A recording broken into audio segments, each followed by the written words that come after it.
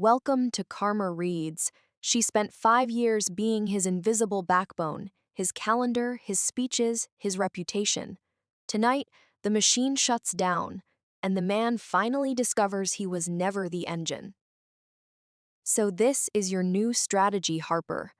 The instant Julian spoke, Conference Room 12 went so quiet you could have heard a ballpoint pen roll across the table. He held my single-page request between two fingers, a smug curve at the corner of his mouth. His charcoal bespoke suit sharpened the broad line of his shoulders, and his dark eyes pinned me across the mahogany table. You can't get my attention, so now you're threatening to leave my department? He tossed the paper onto the table. It skimmed across the polished surface and stopped beside Chloe's elbow.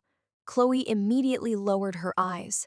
She was wearing a cream silk blouse that looked more suited to cocktail hour than a strategy meeting, and her pearl earrings flashed beneath the ceiling lights. She did not say a word, but I caught the quick bite of her lower lip and the tiny smile she tried to hide. In my previous life, that little look of triumph had pierced straight through my reason.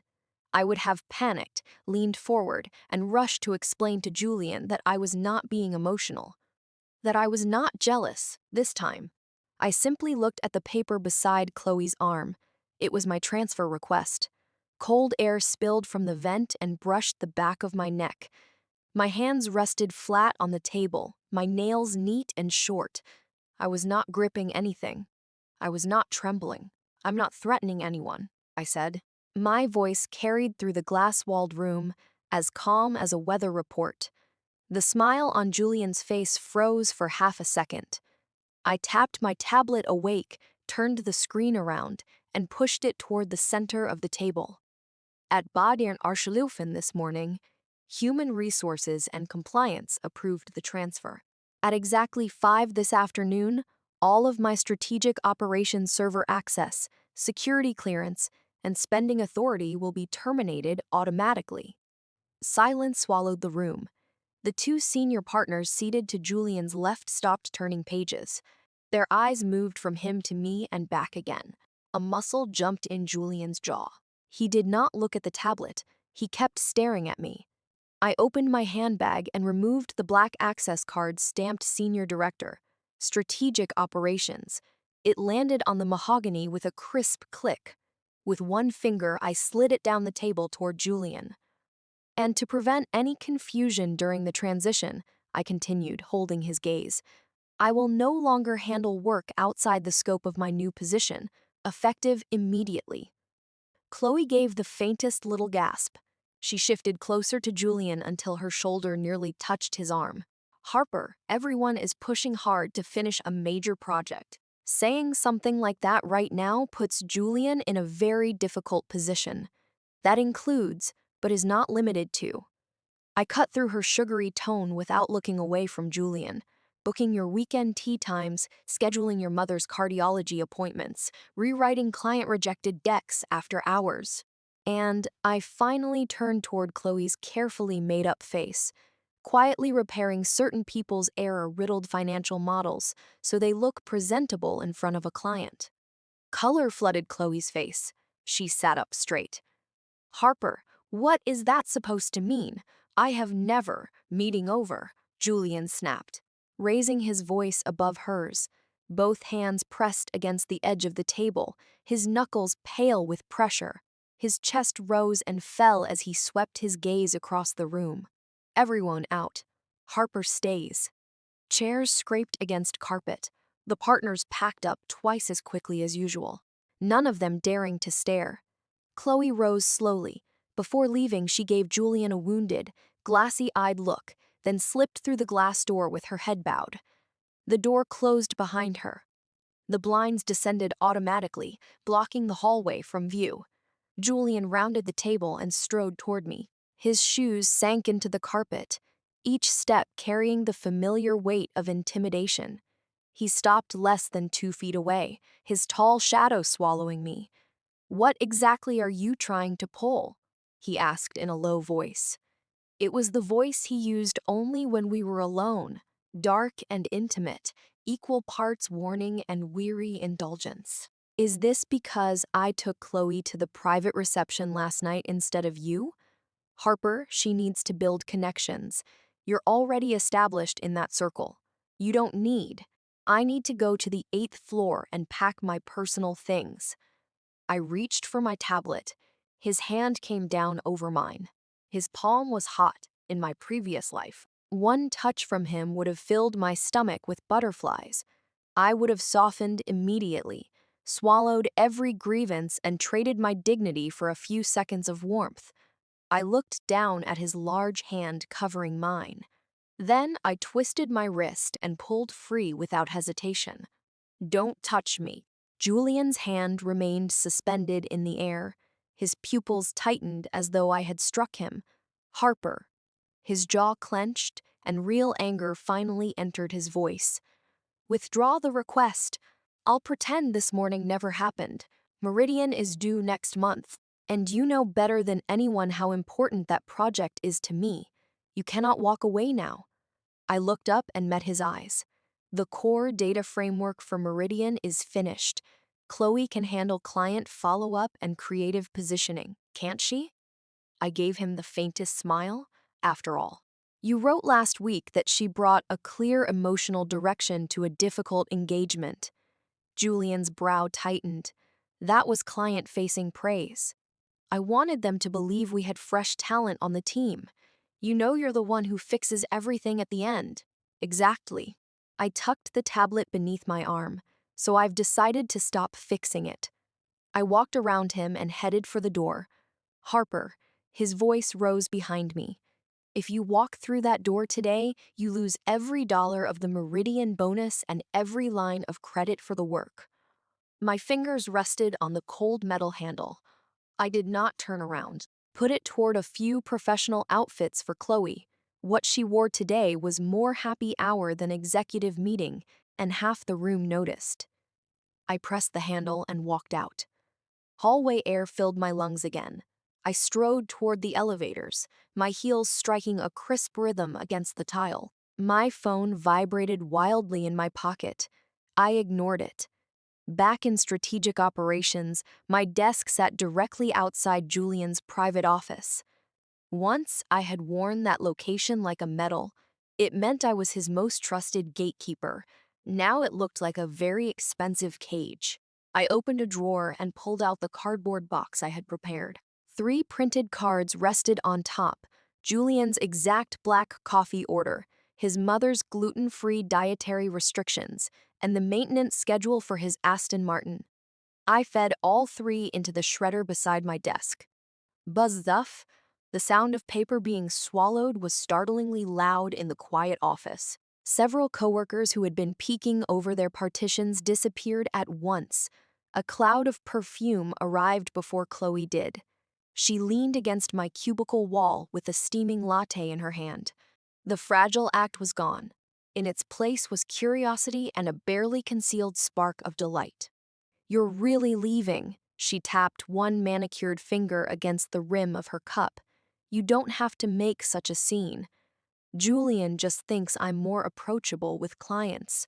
Why turn this into something uncomfortable for everyone? I stopped packing and faced her. She was half a head shorter than I was.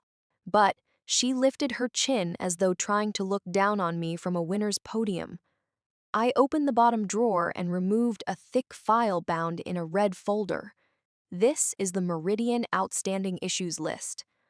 I set it on the desk and pushed it toward her.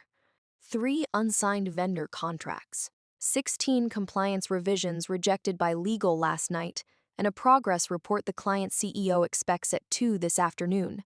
Her tapping finger stopped. She looked at the size of the file and the color in her face shifted. But weren't those your deliverables? They were. I smiled without warmth. You're the approachable one, remember?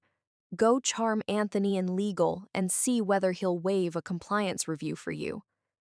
I picked up the light box containing only a few jackets and a framed photograph, then walked past her.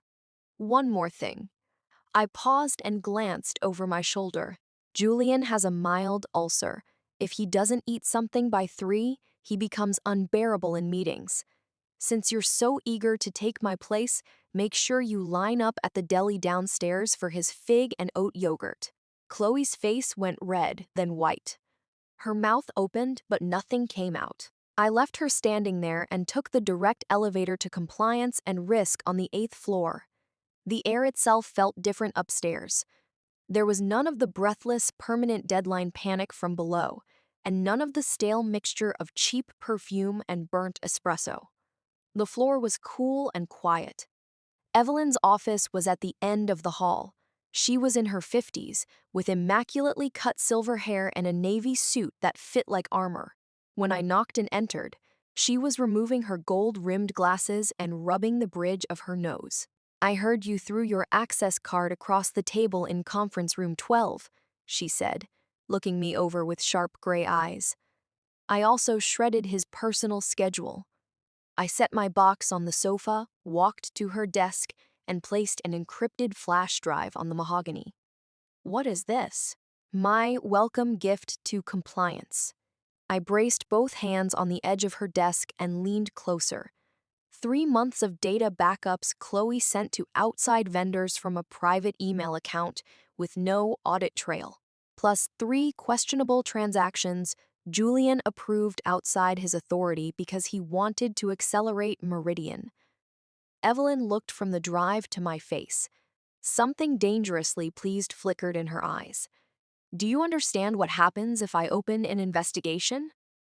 The SEC could impose major penalties, and Apex could suffer a public scandal. I straightened my jacket. "That is why I transferred here. I'd rather help the firm remove the rot before the whole structure collapses." Evelyn leaned back. At last, a cold smile appeared. "Your office is the second door on the left. Your first assignment is to pull 6 months of strategic operations email logs. I want everything."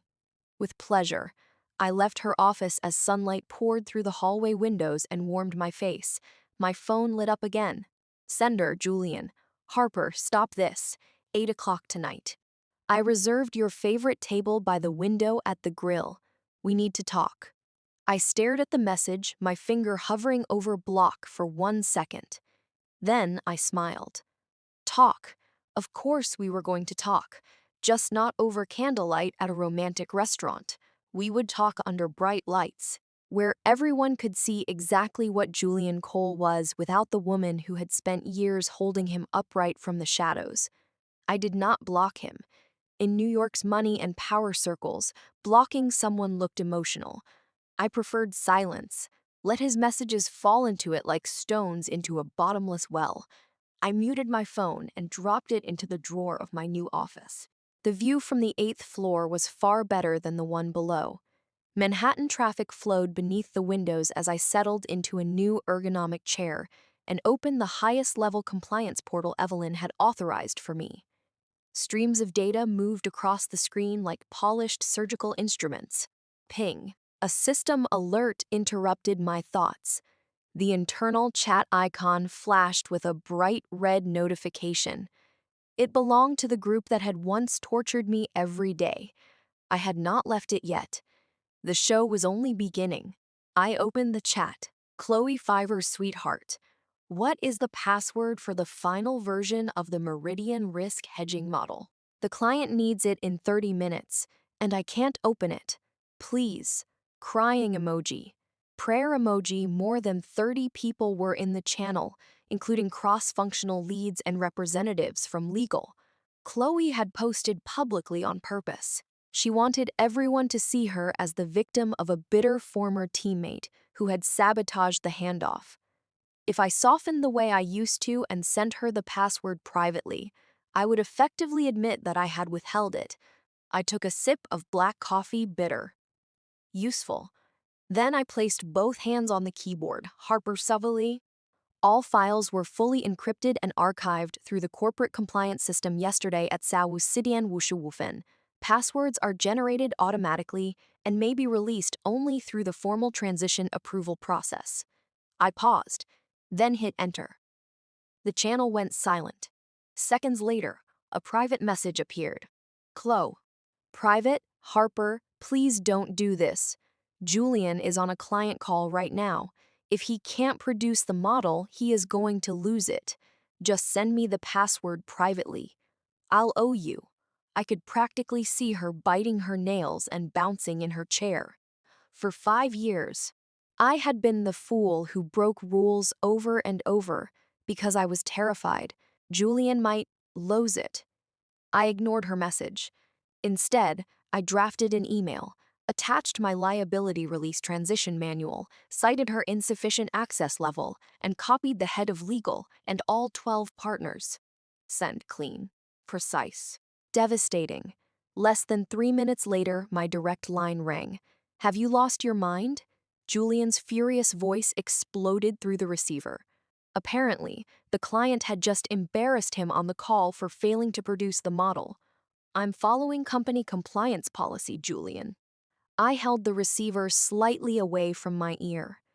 If you object to the process, speak to my supervisor, Evelyn. You copied the entire board and legal. Rage distorted his voice. Are you trying to humiliate Chloe, or are you trying to humiliate me? You know you always sent that model straight to the client before. Before. I was the one assuming the risk for unauthorized access, I replied. I'm no longer in that role. If you want Chloe to take over, she follows the process. Or you can personally ask compliance to make an exception for her. He took a breath, forcing down his temper. I'll be at the restaurant tonight. Whatever you're angry about, don't turn a company project into a game. He hung up. I listened to the dial tone and smiled coldly. A control issue. So that was what 5 years of unpaid rescue work looked like to Julian. Fine. Let him discover what losing control actually felt like.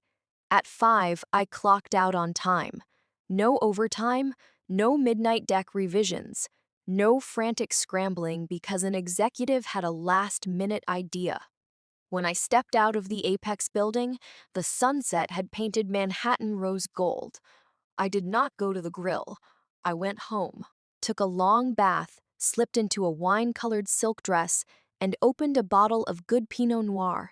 At Body and Thenterfen, my phone lit up. Julian, I'm at the window table. Where are you? 下午9点15分, Julian Harper. This isn't funny. I'm still waiting. 下午9点45分. A photo arrived. A cold beef Wellington sat in front of him beside a velvet jewelry box. The lid was half open, revealing a diamond necklace. Julian, I ordered your favorite. The necklace was supposed to be your gift for finishing Meridian. Answer your phone. I stood at my apartment window with a glass of wine and watched New York glitter below. The necklace was beautiful. In my previous life, he had given it to me outside a hospital room after I spent so many sleepless nights repairing his presentation that I collapsed from exhaustion. Good work, he had said. Send the materials to the partners by 7 tomorrow morning. Those had been his exact words, and I had been foolish enough to cry over that necklace, convinced it proved he loved me. I finished my wine, took screenshots of the photograph and messages, and saved them in a hidden folder called Evidence. I did not answer. I turned off the lamp and fell into my soft bed. The next morning, I sensed the change in the lobby before anyone spoke. Administrative assistants who usually looked through me now watched with a mix of respect and delighted curiosity. Anthony from legal was waiting for the elevator. He was the firm's famously difficult veteran counsel, a man who treated most people as though they had already disappointed him. Morning, Harper, he said first. Morning, Anthony. Excellent email yesterday. A calculating smile appeared behind his glasses, and that 23-page handoff manual was a masterpiece of liability protection. I heard Julian came upstairs demanding access, and Evelyn sent him back down with a personal tour of the policy manual. I smiled. I simply followed procedure. The elevator chimed. The moment I stepped onto the 8th floor, I saw Julian waiting outside my office. He looked terrible. Dark shadows sat beneath his eyes, and his usually perfect hair was disordered. Being stood up, combined with a failing project, had clearly given him a miserable night. The moment he saw me, he strode forward, grabbed my wrist, pulled me into the empty break room, and locked the door. "Where were you last night?" His chest heaved with contained anger. Beneath it was a trace of panic he had not yet recognized in himself. I tore my hand free and rubbed my sore wrist. "After business hours, my time belongs to me. Harper," he slapped his palm against the marble counter.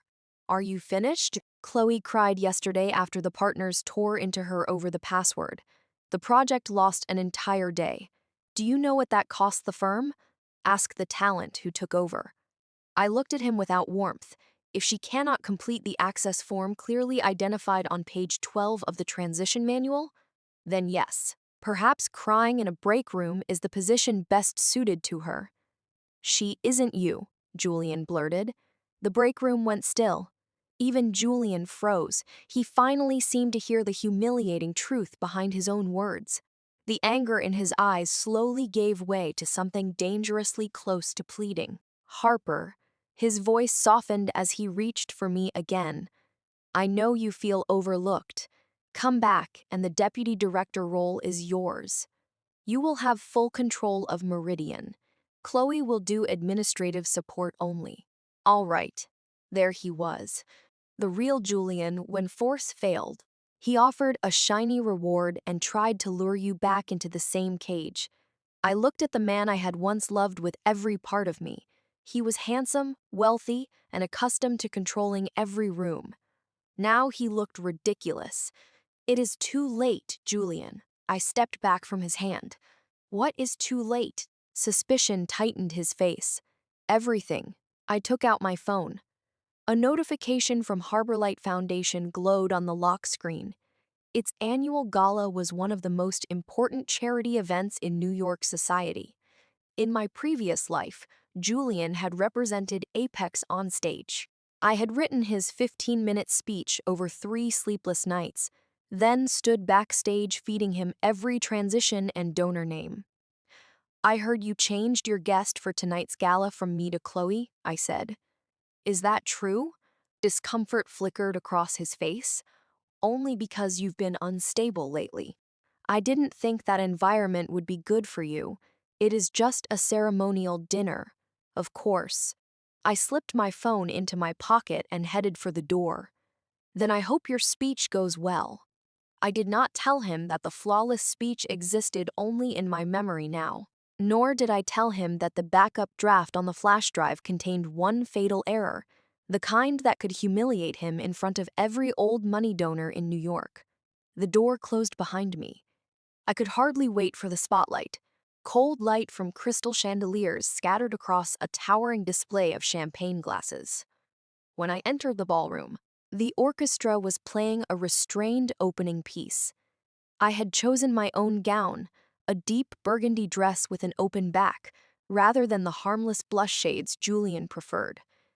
Silk traced the line of my spine, and my heels disappeared soundlessly into the thick handmade carpet.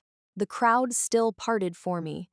I took a chilled glass of champagne from a server. Across half the ballroom, I found Julian immediately. He stood beneath an enormous floral arch, polished and superior as ever, turning a whiskey glass in one hand while speaking to several Wall Street power players. Chloe clung to his side in an elaborate white lace gown that made her look like a bridesmaid lost at an adult party. She was forcing a sweet smile for a silver-haired banker, but his gaze passed over her and landed directly on me. Julian followed his line of sight. The whiskey tipped in his fingers, amber liquid nearly spilling over his cuff. His gaze traveled from my collarbone to the bare line of my back, and his jaw locked. Chloe looked where he was looking. Her smile vanished. She immediately hooked both hands around Julian's arm and nearly hung from it. I lifted my glass to them from across the room, let a cool smile touch my mouth, then turned toward Evelyn's booth. "That outfit," Evelyn said, sipping a martini as approval flashed in her gray eyes. "You look like you're here to acquire the hotel and fire the board." "I'm only here to inspect a failed project," I replied, taking the seat beside her. The program moved quickly. At exactly 9, the lights dimmed, and a spotlight struck the microphone on the main stage. Please welcome Julian Cole, partner at Apex Consulting. Applause thundered as Julian straightened his jacket and walked confidently to the stage. He stood behind the microphone and scanned the room out of habit. For 4 years, I had always occupied the most visible seat in the front row, backup cue cards in hand, silently feeding him timing and emphasis. Tonight, Chloe stood there instead, filming him on her phone with open admiration. I sat in the darkest corner of the room and slowly turned my champagne glass. Ladies and gentlemen, good evening. Julian's voice was deep and polished. The opening was perfect. In a quarter defined by challenge, we gather around a shared conviction. He paused and looked toward the teleprompter. The next line should have been a smooth literary turn built around a Faulkner quotation. Instead, the screen displayed the disorganized corporate filler Chloe had assembled the previous afternoon. A faint line appeared between Julian's brows, a conviction that business ecosystems must create stronger emotional engagement. He forced himself through the sentence. A few discreet coughs came from the audience. Several foundation leaders in the front row exchanged glances. Julian tightened his grip on the microphone stand. He was intelligent enough to know the speech was failing. He tried to improvise, using his usual effortless tone to recover the room. Of course, we must also recognize tonight's greatest contributors. Special thanks to, he glanced at the teleprompter again, or perhaps searched his memory for the name I had reminded him of 3 times a day for the past week. Fine beads of sweat appeared at his temple. Special thanks to the Hastings family for their extraordinary generosity. The ballroom went silent. Even Chloe lowered her phone and covered her mouth. At the center of the head table sat the donor who had contributed $8 million that night. His name was Hastings. Hastings was the rival who had recently humiliated him in a brutal acquisition battle. In New York's old money world, thanking a major donor by his enemy's name was the social equivalent of publicly insulting him. Someone corrected softly from the audience. The word cut through the silence. Julian's face turned red. He swallowed with visible effort. My apologies, Mr. Hastings. That was an inexcusable mistake. His rhythm was gone. The polished shell of the untouchable executive cracked. Revealing the panic underneath, he stumbled through the remaining acknowledgments and escaped the stage like a graduate student whose final defense had collapsed. There was no applause, only suffocating discomfort and a growing buzz of whispers. I finished my champagne and stood. Where are you going? Evelyn asked, to tour the wreckage. I pushed through the heavy glass doors to the terrace. Night wind carried the noise of Manhattan around me. Julian stood in the shadows, both hands gripping the marble railing. His tie hung crooked. Chloe stood 2 steps away with red eyes, twisting her fingers together. I only used last year's template, she said through tears. I didn't know the name was wrong. You looked at the teleprompter yesterday and never corrected it. Stop talking. Julian spun toward her. You couldn't verify the name of the evening's largest donor? What exactly were you doing? That was Harper's job. She left it out of the handoff on purpose. Chloe's voice rose as tears spilled down her face. Why are you yelling at me? Yesterday you said, I understood people better than she did. Julian stared at her ruined makeup with open exhaustion and disgust. He turned away and reached for the cigarette pack in his jacket. Your lighter is in the left pocket, I said from the doorway. Julian froze and looked up. Chloe stopped crying and stared at me as if I had appeared from nowhere. I crossed the terrace 1 measured step at a time. Julian's chest rose and fell as he watched me. He found the lighter in his left pocket, sparked it, and drew deeply on a cigarette. The flame illuminated the red in his eyes.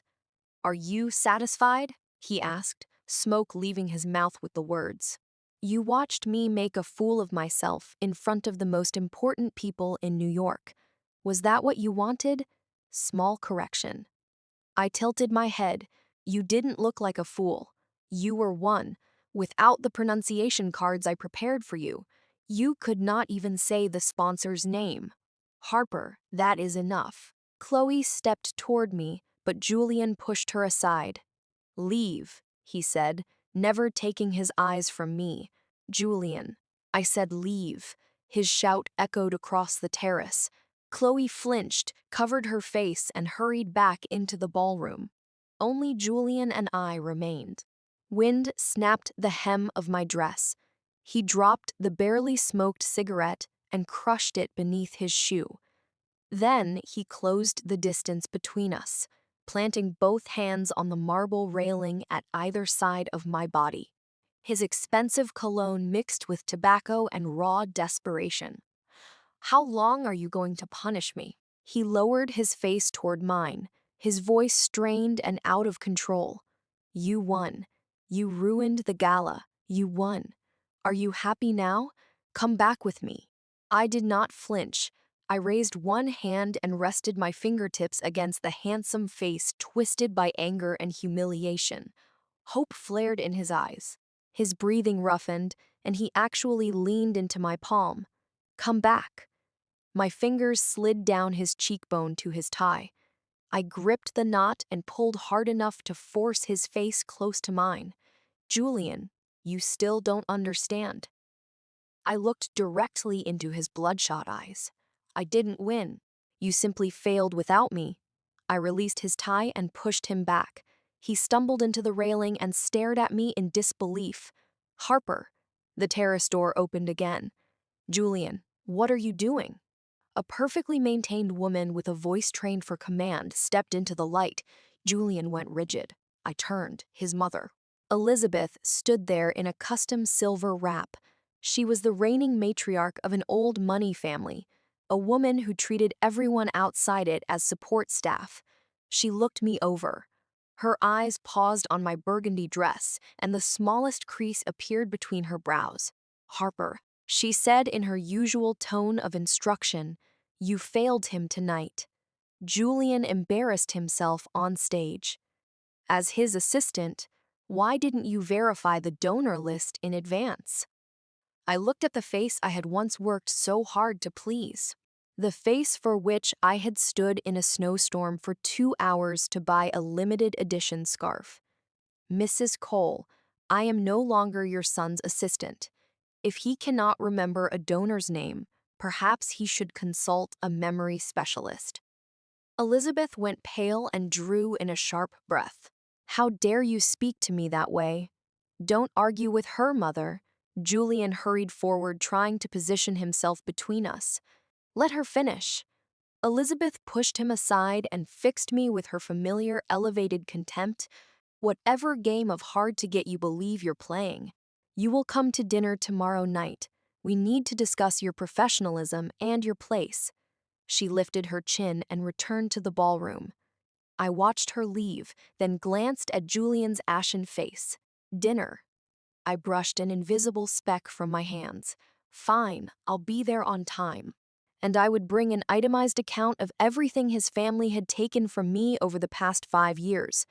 The Upper East Side townhouse blocks always carried a particular kind of quiet, polished, private, and faintly arrogant. I parked my black SUV in the cold driveway. I did not text the butler 5 minutes ahead to confirm my parking space, as I had in the past. I did not carry an expensive arrangement from Elizabeth's favorite florist. I brought only a black leather briefcase. George, the butler, looked visibly surprised when he opened the heavy double doors. He was used to seeing me in soft beige suits, smiling as I handed him a gift. I wore a sharply tailored black tuxedo suit and red lipstick that felt like a blade. Good evening, Ms. Evans. Mrs. Cole and Mr. Cole are waiting in the dining room. He lowered his gaze and stepped aside. My heels crossed an expensive Persian rug. As I moved through the hall, I smelled rosemary roasted lamb and old red wine. It should have been a warm family Friday night. When I entered the dining room, only 3 people occupied a table built for 12. Elizabeth sat at the head. Julian was on her right, and on his left, wearing a demure floral dress, sat Chloe, The room tightened the moment I appeared. Elizabeth raised a bone china cup without bothering to look at me. "You're 4 minutes late, Harper. In this house, punctuality is the most basic form of good breeding." "My apologies, Mrs. Cole." I pulled out the chair at the far end of the table as distant from them as possible and sat down. I was printing important documents. Julian stared at me. Faint shadows still marked his eyes. The humiliation of the gala had clearly cost him another sleepless night. "Why are you here?" he asked quietly, glancing at Chloe as though desperate to prevent a repeat of the previous evening. "Your mother invited me." I rested the briefcase on my lap and folded my hands on the table. Chloe immediately produced her sweet, understanding smile. She even reached for a dinner roll as though she belonged there. "Harper, there is no need to be hostile. Julian has already forgiven me for last night. Mrs. Cole thought our team needed a little communication and reconciliation. We all want what is best for Apex." The way she played hostess made a laugh escape me. It sounded startlingly loud in the silent room. "What is so amusing?" Elizabeth set down her cup. "Your recent behavior has been unacceptable, Harper. Julian's mistake last night happened because your transition was incomplete. Instead of reflecting on that, you made an ugly scene at the gala. I invited you here to remind you of your position. Whatever department you occupy at Apex in this family, and in this social circle, you are support staff, nothing more." She raised her chin like a judge delivering sentence. "If you apologize to Julian and agree to return to strategic operations to clean up the mess you created, I may decide not to report your attitude to the Apex board." That was Elizabeth Cole's special talent. She could wrap shameless exploitation in silk and present it as a gift. "Apologize." My smile widened. I opened the briefcase, removed a stapled stack of papers, and sent it sliding down the polished table. It struck the base of Elizabeth's wineglass with a crisp slap. "What is this?" she asked, looking at it with distaste. "A reality check." I leaned back and studied all three faces, more precisely. "An invoice for emotional labor and invisible services." Julian's expression changed instantly. He reached for the pages, but Elizabeth picked them up first. "April Launcenin Arsha Yi through March Launcenin Arsha Si," I said, folding my arms. My voice was clear and hard, the voice of a witness reading evidence into the record. Every hour of personal time I spent maintaining the Cole family's image of effortless old money perfection. I looked at Elizabeth. Page 1. "Elizabeth Cole, I used a personal connection to get you an appointment with a leading cardiologist. When your two pedigree Persian cats became ill, I got out of bed after midnight and took them to the emergency vet. Last Christmas, I wrote all 12 handwritten cards you sent to your society friends, copying your handwriting because you said your wrist hurt." As she read, the color slowly drained from her face. Her eyes widened and her lips began to shake. "You kept records of this. You volunteered. You were desperate to ingratiate yourself with this family. Only because you believed I was useful enough to exploit. I cut in. The fact that I haven't shared the full extent of your vanity with your social circle is more courtesy than you deserve. The next time your wrist hurts, ask your precious son or your new support specialist to write for you." I tipped my chin toward Chloe. Chloe shrank in her chair and looked at Julian, her face white. "Enough, Harper." Julian surged to his feet, knocking over his wineglass. Red wine spread across the cloth and dripped toward the floor. "Not yet." I held his gaze. Page 2, Julian Cole. I spoke his name as if it left a bad taste in my mouth. "You know exactly how much incompetence hides beneath that perfect executive image. I transferred the settlement to your former girlfriend and secured the confidentiality agreement. I paid your golf club dues on the final day before they canceled your membership. And Meridian, if I had not spent 6 nights reconciling those numbers, you would be answering some very uncomfortable questions from the SEC." Julian stood rigid. Wine darkened the expensive fabric of his trousers. His breathing grew heavy, and humiliation and fear churned in his eyes. "What do you want?" he asked through clenched teeth. "I want your family to understand the truth." I rose and planted both hands on the table, leaning toward them. "You think I needed this circle? No. The Cole family spent 5 years draining my time, my judgment, and my energy just to keep your polished image from cracking." I pulled out the final pages and slapped them onto the table. "These are every private plea for help Chloe sent me during the last 3 months, including transcriptions of her voice messages." I looked at the woman now trembling in her chair. "Harper, please fix this deck. I don't understand the logic." "Harper, Julian is in a terrible mood. Can you take the file into his office for me?" "Harper, I lost the financial model." With every message I read, Chloe's head dropped lower. Elizabeth turned on her with open disgust. "You cannot even prepare a presentation. This is the person you use to replace Harper." Her voice struck Julian like a whip. "Stop, mother." He closed his eyes and gripped his head with both hands. I picked up my briefcase. "Harper." Julian looked up. His once arrogant eyes were red. He stumbled around the table, stepping over a chair to block my path. "Don't go." His voice was hoarse. He reached for my arm, then stopped when he saw my expression. "I was wrong, I admit it. I cannot do this without you. Not at work and not in my life." He pleaded in front of his mother and Chloe, trampling every scrap of pride he had left. "I'll fire Chloe. I'll do it tonight. You can name the title, the salary, anything. If you want me to move away from my mother, I will. Harper, please give me one more chance." His confession was late, humiliating, and desperate. I felt no thrill of revenge, only disbelief that I had once mistaken this dependency for love. Julian. I looked at him as though he were a stranger. "You still don't understand. You aren't begging because you love me." I stripped away his final excuse. "You're panicking because the free, fully automated, 24-hour problem-solving machine suddenly shut down. You're terrified that everyone will see how fragile your life is without me. You are not grieving the loss of me as a person." I pushed his arm out of my way. "I'm done playing from now on. You clean up your own life." Without looking at any of them again, I walked out of the townhouse and its air of expensive decay. I started the car. In the rearview mirror, Julian ran through the front doors.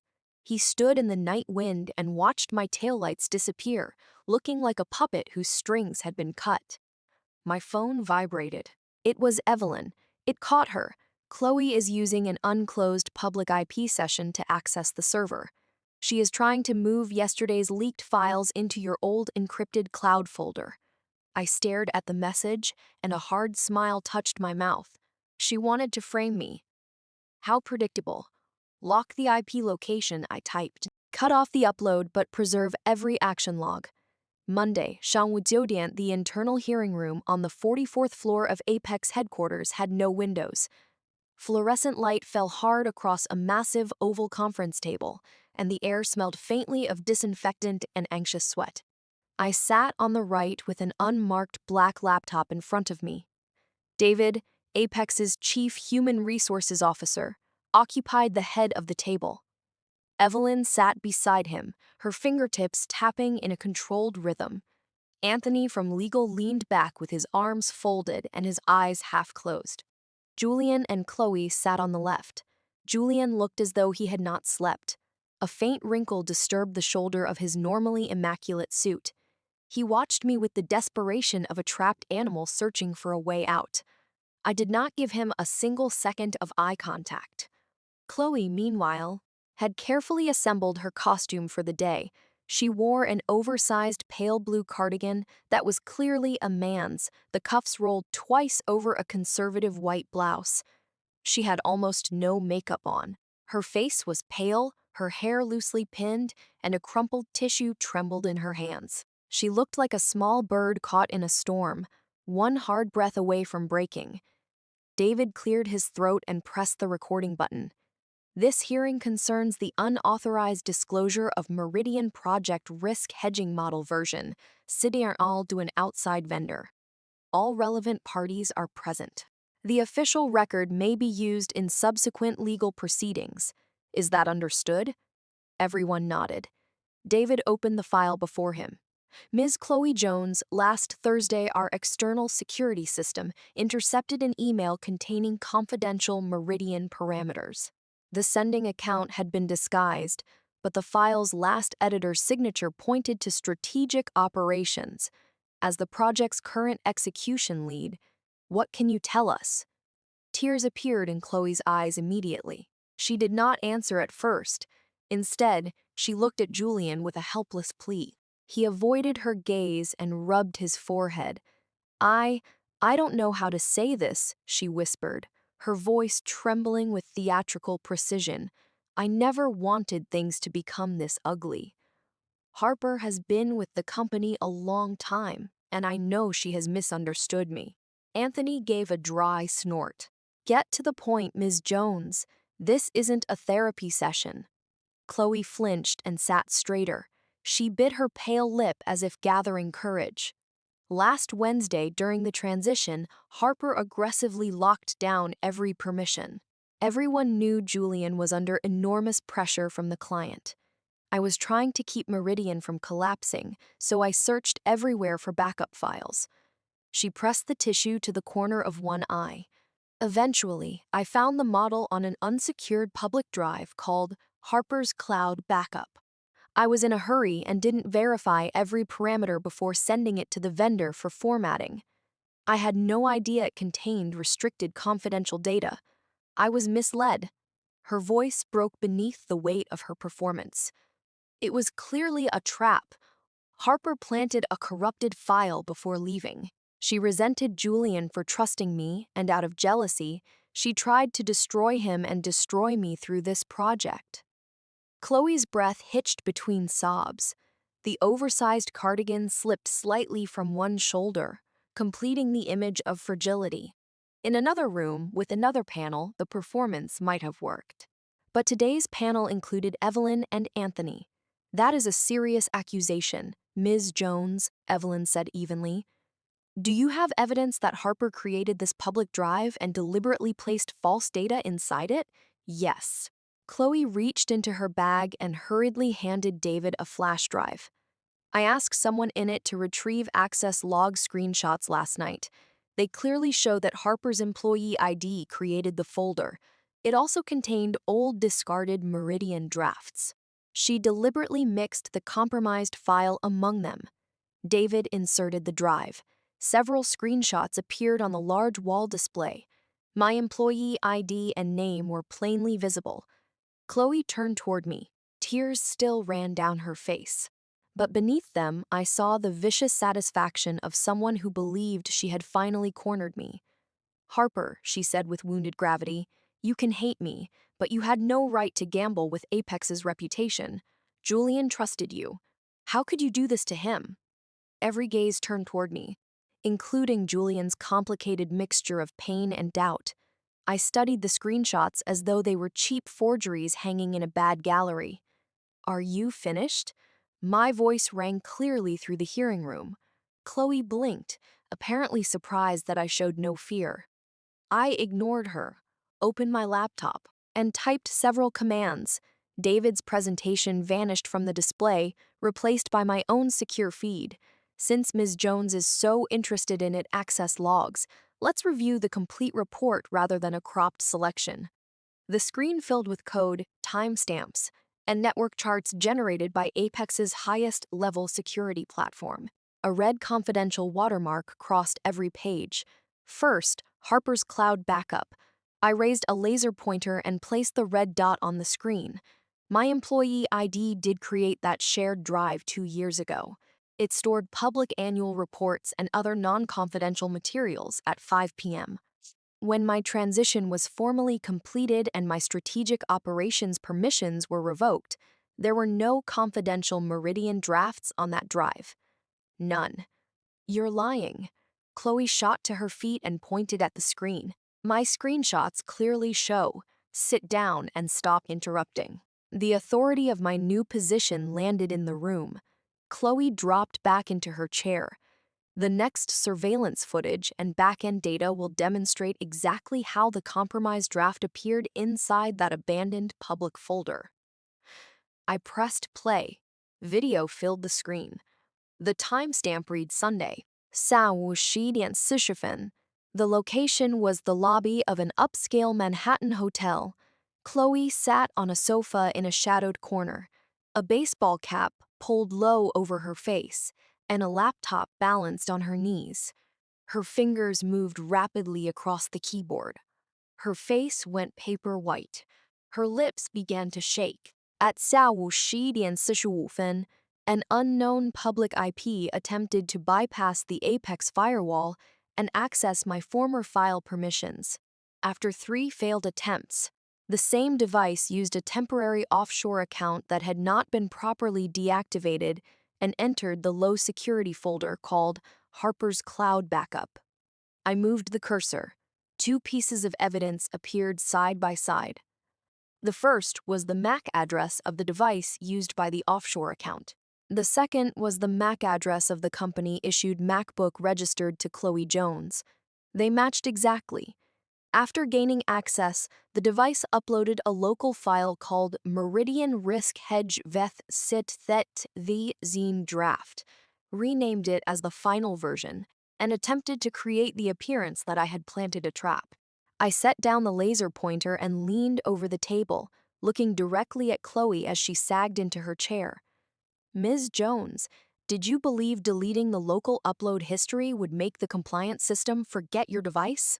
Did you believe an oversized cardigan and a few tears would allow you to shift responsibility for leaking confidential data and fabricating electronic evidence onto me? I didn't. I didn't. She shook her head frantically, her face wet and disordered. She turned to Julian and reached for his hand. Julian, say something. We were together that night. I only did it because of you. Julian surged to his feet and knocked her hand away. His face was gray with fury. He looked at Chloe as if she were something he wanted removed from his sight. Her entire story collapsed in that moment. The midnight trip, the attempted frame-up, and her effort to pull Julian into the lie were exposed before every executive in the room. Enough, David said, stopping the recording. His expression had gone dark. He turned to the security officers waiting near the door. Bring security in, Chloe Jones. You are suspected of severe violations of the confidentiality agreement and deliberate interference with data security. Your employment is terminated effective immediately. All company devices will be collected, and legal will begin formal proceedings. No, you can't do this, Julian. Chloe's voice rose into a panicked scream. 2 security officers stepped forward, took her by the arms, and escorted her from the hearing room as she continued protesting. Her cries faded down the hall. The room fell silent again. Evelyn turned to Julian, who was still standing and sweating beneath the fluorescent lights. Mr. Cole, she said, her voice colder than the room. As department head, you bear direct management responsibility for a subordinate's serious misconduct. Effective today, you are suspended from all core company projects pending further disciplinary action by the board. He dropped into his chair. Strategic operations, the department he had treated as his private kingdom, had become a company-wide cautionary tale. I closed my laptop, placed it in the briefcase, and zipped it shut. Unless there is anything else, I have work waiting on the 8th floor. I stood and walked toward the door without looking at anyone. Harper. His voice came from behind me, faint and shaking with despair. I did not slow down. As I opened the heavy glass door, a genuine smile of victory touched my mouth. During the 48 hours after the hearing, Apex experienced an internal earthquake. Chloe was removed from the firm for suspected falsification of business records and disclosure of confidential information. Anthony and the legal team pursued a claim large enough to end any fantasy that she could simply move to another firm and start over. Her professional profile disappeared overnight. In that industry, her name had become radioactive. Julian, once promoted as Wall Street's next great star, lost all approval authority and access to core projects. He remained a partner in title, but in practice he had been exiled to an administrative corner. He did not even keep an office with a window. An arrogant executive without authority is a tiger without teeth. In a world that worships power, even the smallest voices suddenly feel brave enough to laugh. On Friday evening, I stayed late long enough to complete one final risk assessment. The elevator doors opened into the underground executive parking garage. The level was reserved for partners and directors. And at that hour, it was almost silent, except for the hum of ventilation fans. I walked toward my car and pressed the unlock button. The headlights flashed. A figure stepped out from behind a concrete pillar. I stopped. Julian. If not for the familiar structure of his face, I might not have recognized the man who had ordered me around in a bespoke suit only days earlier. He wore no tie. His shirt was open at the collar, dark stubble covered his jaw, and the eyes that once radiated total control were bloodshot with an unsettling intensity. "You never blocked my number," he said. His voice sounded scraped raw. "But you never answer me." He took a step closer. I moved back and slipped one hand into my bag, closing it around a canister of personal safety spray. "Come within 3 feet of me, and tomorrow's headline will read, 'Former Apex executive confronts female colleague in parking garage.'" He stopped at once. A miserable smile crossed his face. "I won't touch you. I only need to talk." He raised both hands in surrender. "They suspended me. They took my projects. My mother hasn't answered my calls for 2 days because she is embarrassed in front of her friends. I've spent all week alone in that empty office, and all I can think about is you." His eyes reddened. "I remembered the night I was promoted to director, when you stayed with me to review 50 pages of financial statements. I remembered every time my stomach hurt, and you somehow appeared with warm oat milk. I remembered." His voice caught. Tears gathered in his eyes. "I could have had everything. I could have had you. I was blind and arrogant. I thought you would never leave. I thought a little affection now and then would keep you standing behind me forever." His confession was so centered on his own loss that I no longer had the energy to laugh. "Are you done?" Julian stared at me, tears caught in the stubble on his face. He looked absurd and tragic at the same time. "Julian, I spent 5 years looking up to you. Now I can finally see you clearly." My tone was as neutral as if I were discussing yesterday's newspaper. "You are thinking about me in that empty office because you discovered that, without me, you cannot function, not because you suddenly learned how to love." I tore away the last layer of his performance. "You aren't mourning our relationship. You're mourning the polished version of yourself that existed only because I took care of every detail." His face went white. He shook his head. "No, Harper, I do love you. I can take the severance package and leave. We can go to the West Coast. I can start again. With you beside me, I know I can." "Stop." My voice cracked across the garage. "You are still dreaming. You think that because you're finally willing to offer me a fresh start, I should be grateful enough to follow you." I opened the car door and looked back at him. "You never loved me, Julian. You loved a caretaker who never demanded accountability and made you look flawless. And that woman," I held his gaze and delivered the final truth, "she stopped existing at 5 o'clock last Tuesday, the moment she walked out of strategic operations." Julian stood motionless, as if the words had emptied the air from his lungs. I got into the car and closed the door. The engine roared through the garage. Without looking at him again, I pressed the accelerator and left him, his regrets and his tears behind me. 6 months later, Chicago, the Global Risk Management Summit, known throughout the industry as the gathering place for Wall Street's sharpest minds. The conference drew leading financial executives, compliance officers, and strategic analysts from across the country.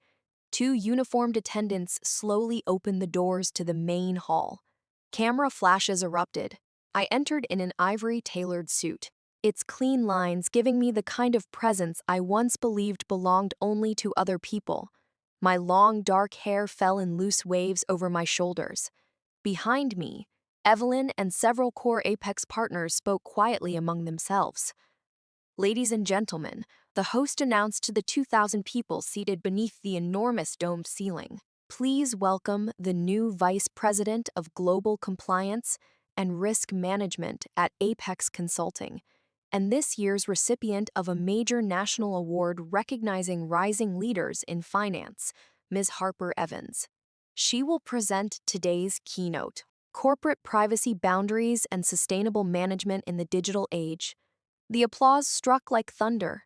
It was not polite noise, it was recognition. I walked into the spotlight and climbed the steps to the stage. The audience was filled with people I once would have been intimidated to approach. Now they sat quietly, waiting to hear the standards I had helped define. I carried no cue cards. I rested both hands on the lectern and surveyed the hall. Years ago, when I was a junior analyst, I was told that a successful woman in the workplace should be like water. She should flow into every crack and hold the team together. We were called the glue, the invisible support system, or the woman who could always fix whatever went wrong. A slight smile touched my lips as my voice carried through the auditorium. Today, I am here to tell you something different. Do not become the glue holding together someone else's life. When you exhaust yourself repairing cracks created by arrogance and incompetence, you do not earn respect. You simply make it easier for a failing structure to fall on top of you. The hall became completely still. Real strength is not endless tolerance. It is the ability to create rules and draw a line that cannot be crossed. Turn invisible labor into measurable data. Turn emotional exploitation into a bill no one can pretend not to see. I paused, my gaze sharp beneath the lights, and tell anyone who expects to drain you for their own success, the arrangement is over. From now on, we work by my rules. Applause began among several women in the front row and spread through the hall like a rising tide. One person stood, then another, until section after section rose in a standing ovation. Through the bright lights and the roar of the crowd, my eyes briefly passed over a shadowed corner in the final row. A man in an ordinary gray coat stood there. His shoulders bent, and he seemed unwilling to step fully into the light. He looked at me like someone stranded in darkness, staring at a sun he could never reach. I did not pause. My gaze moved past him. I turned back toward the audience and accepted the moment I had earned. I no longer needed revenge. Once you reach the summit and look down at the mud that once held you, even hatred feels like too much time to waste. Let's talk about Julian Cole for a moment, shall we? A man who mistook a woman's devotion for furniture, something that was simply there, always functioning, never requiring thanks. He let another woman sit in Harper's chair, wear Harper's responsibilities like a costume, and then had the audacity to be surprised when the entire building started collapsing around him. He couldn't remember a donor's name. He couldn't produce his own financial model. He couldn't even dress himself for a gala without someone ironing his confidence for him first. And when it all fell apart, he didn't say, "I am sorry I hurt you." He said, "Come back. I need you. Do you hear the difference? Because I need you to hear the difference." That is not love. That is a power outage, and he is looking for the generator. And Chloe? Oh, sweet, fragile Chloe with her oversized cardigan and her crumpled tissue. The woman who couldn't fill out an access form but somehow found the technical skill to hack a server at midnight and frame her colleague. Funny how incompetence becomes remarkably selective when there is a man to impress. She wanted the title without the labor, the spotlight without the sweat, and when the stage collapsed beneath her, she pointed at the woman who built it and screamed sabotage. Darling, the only thing satisfying about watching you cry in that hearing room is knowing you finally experienced a consequence. And Elizabeth, The matriarch who called Harper's support staff to her face while Harper was ghostwriting her Christmas cards. Scheduling her doctors and nursing her cats at midnight, she raised a son who couldn't function alone and then blamed the woman who kept him standing. That is not elegance. That is entitlement wearing a pearl necklace. She uncrosses her legs, leans forward, and her voice drops, quiet, certain. Intimate here is what I want every woman listening to understand. There is a difference between being strong and being used. They will call your labor passion. They will call your sacrifice teamwork. They will call your silence maturity. And the moment you stop, the moment you simply sit back and let them hold their own weight, they will call you cruel. Let them. Because the version of you that stayed up until 3 a.m., fixing someone else's incompetence, smiling through exhaustion, grateful for a diamond necklace that was really just a receipt for your soul.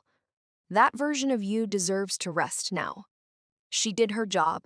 She kept everyone alive. And now it is time to let them drown in their own shallow water while you walk towards something that actually deserves your depth. You are not glue. You are not a generator. You are not background music for someone else's highlight reel. You are the entire symphony. And if they couldn't hear it when you were playing for free, they certainly don't get a ticket now that you've learned to charge.